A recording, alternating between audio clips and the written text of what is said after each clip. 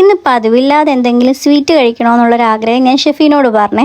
അങ്ങനെയുള്ള ആഗ്രഹങ്ങളൊന്നും എനിക്കില്ലാത്തതാണ്. പക്ഷേ എന്താണെന്നറിയില്ല, ഇന്ന് എനിക്ക് എന്തെങ്കിലും സ്വീറ്റ് കിട്ടിയാൽ മതി എന്നുള്ളൊരാഗ്രഹമായിരുന്നേ.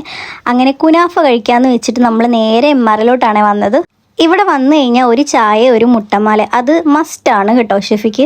അങ്ങനെ അവൻ ചായയൊക്കെ ഓർഡർ ചെയ്ത് മുട്ടമാലയൊക്കെ കഴിച്ചിരിക്കുകയാണ് കേട്ടോ.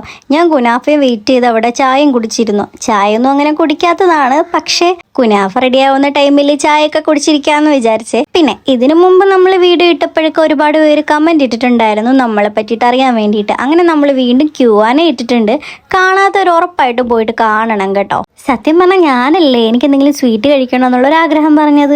ഇവിടെ വന്നപ്പോഴാണ് മനസ്സിലായത് എന്നെക്കാട്ടിൽ വലിയ പൂതി പുള്ളിക്കാരനാണെന്ന്. ശരിക്കും ഇത് ഞാൻ അങ്ങനെ പ്രതീക്ഷിച്ചാണ് വന്നത്.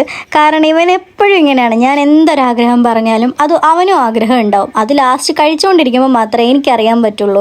പ്രഗ്നൻ്റ് ആയിട്ടിരിക്കുന്ന സമയത്ത് വൈഫിനുണ്ടാവുന്ന അതേ ആഗ്രഹം തന്നെ ഹസ്ബൻഡിനും ഉണ്ടാവുമെന്ന് ഒരുപാട് പേര് പറഞ്ഞു കേട്ടിട്ടുണ്ട്. എൻ്റെ ജീവിതത്തിൽ ഞാനത് അനുഭവിച്ചറിയുന്നുമുണ്ട് കേട്ടോ. ഇപ്പം നമ്മൾ ഓർഡർ ചെയ്ത് ക്രീം ചീസ് കുനാഫ ആണ്. ഞാനത് കഴിച്ച സമയത്ത് എൻ്റെ നാക്ക് ചെറുതായിട്ടൊന്ന് പൊള്ളി പോയിട്ടുണ്ടായിരുന്നു. അതുകൊണ്ട് പകുതി അവൻ തന്നെയാണ് കഴിച്ചത്. അല്ലെങ്കിലും അതെപ്പോഴും അങ്ങനെയാണല്ലോ, ഞാൻ ആഗ്രഹിക്കും അവൻ കഴിക്കും. എന്തായാലും സ്വീറ്റ് കഴിക്കണം എന്നുള്ള ആഗ്രഹം സാധിച്ചല്ലോ. ഇനി വീട്ടിൽ പോയി സുഖമായിട്ട് കിടന്നുറങ്ങാം.